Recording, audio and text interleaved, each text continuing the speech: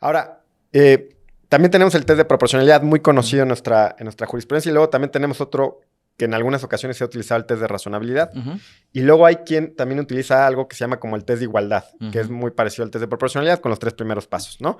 Desde mi punto de vista, a ver qué opinas. Como yo decía antes, no está muy claro todavía en la jurisprudencia cuándo aplicamos algunos y otros. Creo que el test de escrutinio estricto sí está más claro. Ya nos había dicho algunos supuestos de libertad de expresión.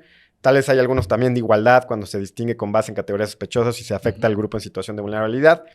Eh, pero bueno, ¿qué piensas de esto? O sea, platícanos un poco más del test de proporcionalidad, razonabilidad y cómo ir descifrando en la jurisprudencia de la Corte cuándo podemos aplicar uno u otro. Sí, claro. El escrutinio estricto, como lo decíamos, es donde hay una sospecha de inconstitucionalidad. Y ahí es donde, como tú bien decías, la deferencia se modula porque ahí la deferencia es casi nula. Ujú. Lo que dice el Tribunal Constitucional es tu margen de configuración es tan pequeño que lo tienes que hacer así muy estrechamente diseñado para un fin imperioso.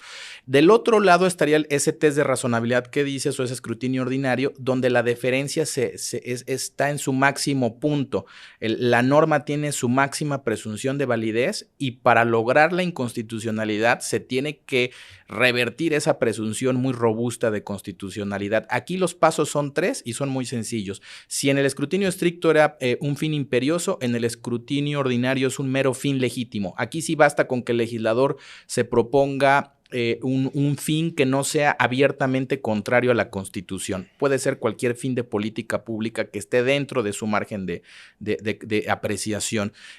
Basta con que se avance ese fin y si se avanza ese fin, lo que se pide en el segundo paso es que sea instrumentalmente adecuado. Ya no es necesario que sea la medida menos gravosa, sino que basta con que sea instrumentalmente adecuado. Y finalmente, y aquí el paso tercero se repite con el escrutinio estricto, que sea proporcional en sentido estricto. Esto quiere decir que los beneficios del fin legítimo superan a los sacrificios del derecho que se está analizando. Como vemos, este escrutinio ordinario da mucha deferencia porque lo que busca aquí el estándar es permitir al legislador experimentar con distintas políticas públicas. En el escrutinio estricto no se permite la experimentación democrática. Lo que se quiere es que el legislador tenga una, si se me permite la expresión, una máxima racionalidad.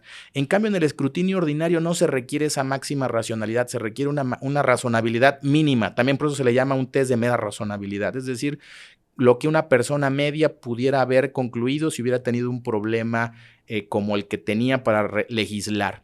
En cambio, el test de proporcionalidad es un test intermedio. Este test intermedio incorpora elementos del escrutinio estricto y elementos del escrutinio ordinario. En lugar de tener 3 pasos, tiene 4. Por ejemplo, se dice, el primer paso es un fin legítimo, el segundo es instrumentalidad, el tercero es necesidad y el cuarto es proporcionalidad. Podríamos nosotros pensar, bueno, que este test tiene todos los pasos de los 2 anteriores, pero lo que han dicho los teóricos, y creo que así lo ha también hecho la Corte, es que ese test de proporcionalidad tiene una aplicabilidad diferenciada. No es el escrutinio estricto que es solamente para los casos más extremos donde no hay libertad configurativa para el legislador, bien lo decías, categorías sospechosas, discriminación por razones moralmente poco defendibles, raza, condición social, salud.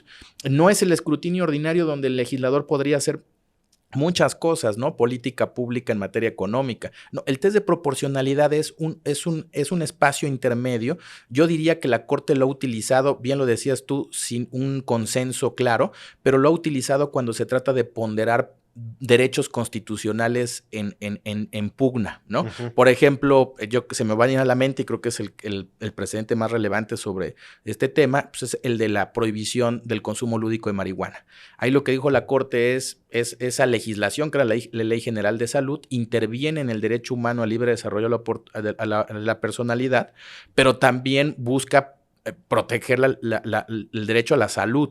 Entonces, ahí lo que tenemos es un conflicto entre principios constitucionales que podríamos decir tienen la misma jerarquía axiológica, los dos son derechos humanos.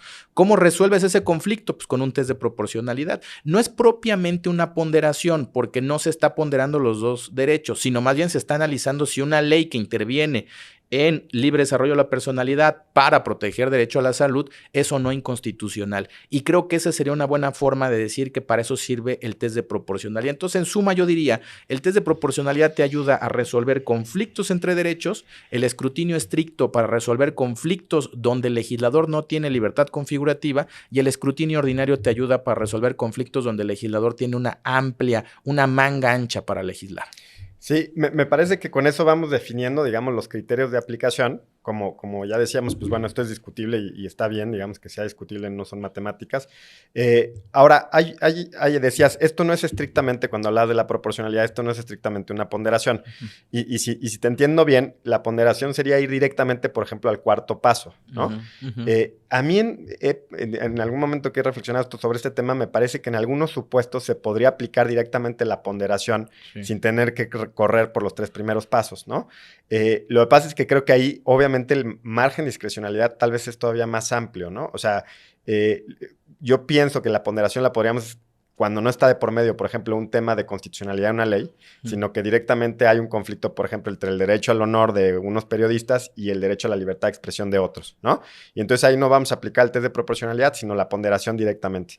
No sé qué pienses sobre este tema. Totalmente de acuerdo contigo. Creo que la ponderación supone la ausencia de una ley del legislador que determina que ya hay que intervenir un derecho humano de cierta manera. No creo que los primeros 3 pasos, hablando del test de proporcionalidad, lo que buscan es, dicen alguna literatura, medirte el óptimo Pareto, ¿no? A ver si la medida está enderezada contra una finalidad legítima y a ver si por lo menos es instrumentalmente adecuado, donde estamos en el mundo de las políticas públicas. Si es óptimo Pareto, es decir, el legislador fue racional para diseñar una medida y ya al final ya dejas ese test de proporcionalidad en sentido estricto, que ya es la ponderación de cuál es el valor que el legislador tuvo en la mano y cuál es el sacrificio en el derecho humano, y ahí sí procedes a ponderar. Y estoy totalmente de acuerdo contigo, y creo que esto también hay muchos ejemplos en la jurisprudencia mexicana, cuando al margen de una ley se encuentra uno con un conflicto entre principios y lo que hace el operador es directamente ir a ver la ponderación y cuál de ellos prevalece. Decías tú, derecho al honor y libertad de expresión. Se me ocurre también interés superior del menor y presunción de inocencia en algunos casos, ¿no? Que ha habido en la Corte sobre careo de testigos con imputados, donde está el interés superior del menor y está ahí creo que el juez va directamente a ponderar sin las necesidades de acudir a los otros pasos. Y creo que esto es valioso porque bien lo haces notar, estamos empezando a afinar nuestro análisis conceptual, ¿no? No es solamente decir, mira, los jueces y las juezas constitucionales aplican los principios o los derechos humanos, no, lo hacen con base en ciertas metodologías, y las metodologías cambian cuando de lo que se trata es ver si una ley es constitucional. Por supuesto que va a cambiar a cuando hay que resolver un conflicto entre principios en un, por ejemplo, litigio entre particulares. Sí, y yo creo que esto de ir afinando, digamos, los usos de herramientas, de conceptos sí, que es básicamente eso de lo que estamos hablando, pues, digamos, contribuye a dar, digamos, mejores soluciones y explicar de mejor manera. Uno que nos ha quedado pendiente todavía es el test de igualdad. Esto es, digamos, también sé que dentro de la Corte no todo el mundo lo utiliza, hay quien considera que no es necesario y hay quien considera que debe aplicarse el test de proporcionalidad. Pero bueno, para quien no está vinculado con la jurisprudencia de la Corte, ¿cuál es el test de igualdad, digamos, en el lenguaje de la Corte?